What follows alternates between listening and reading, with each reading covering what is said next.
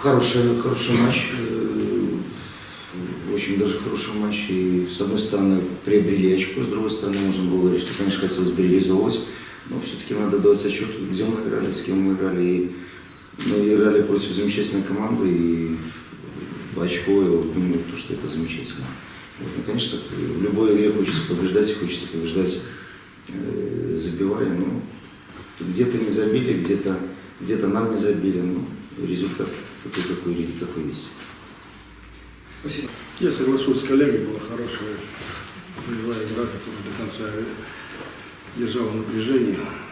Хотели победить и те, и другие. В общем-то, был до конца открытый футбол. Единственное, чего нам не хватило, это впереди такого немножко креативного паса, чтобы чуть потольше сыграть, чтобы реализовать момент.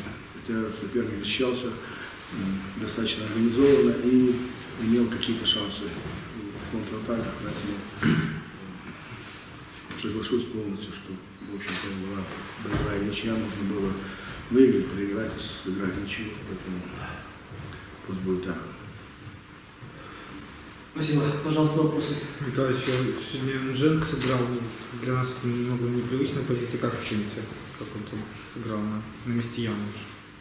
Ну, мы же потом его передвинули, мы изначально планировали, что он будет на месте Януша, Рассадки впереди, чтобы сделать какое-то давление. Рассадки находится, в принципе, в неплохой форме, ведь он не так долго находится в команде, поэтому это был эксперимент. Когда он пошел вперед, у нас немножко стало чуть лучше получаться. Спасибо. Еще вопрос. Пожалуйста. Сергей, сегодня поменяли схему в сравнении с последним матчем, опять вернулись к трем центральным защитникам. С чем это было связано? Подготовка к матчу очень трудно связана. Мы уже неоднократно говорили. Ты готовишься, чтобы победить, и на наш взгляд это была самая оптимальная схема, чтобы пытаться и контролировать мяч, и, скажем так, и в переходных фазах активно вступать, и в обороне. Конечно, в обороне пришлось немножко переставиться. Почему переставиться? Потому что хорошо Тефрикевич Каплунова полутузил, и пришлось на это реагировать. Вот. Но исходя из игры, в общем-то, поэтому три центральных защиты. Спасибо. Пожалуйста. Иван Сергеевич, на прошлой пресс-конференции вы там немножко про Вилько сказали, да, что нестабильность демонстрирует в ходе сезона. Сегодня старцы вышел, его действия оценить.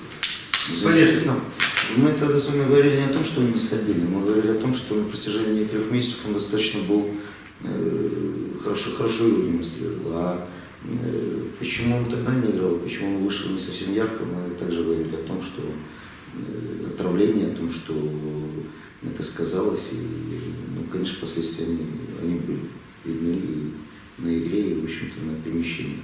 Ну, сейчас по то, что мы играли, был оптимален, и он нам был нужен для контратаки активно довериться, нужен был для опор, нужна была его, скажем так, нога для стандартов, и мы сыграли хорошо. Спасибо. Еще вопрос. Пожалуйста.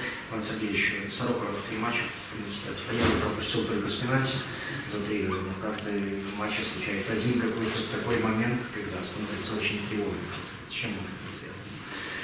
Тревожно. Мы уже говорили сейчас, что концовка достаточно интересно получилась. И как могли одни выиграть, так и вторые могли выиграть.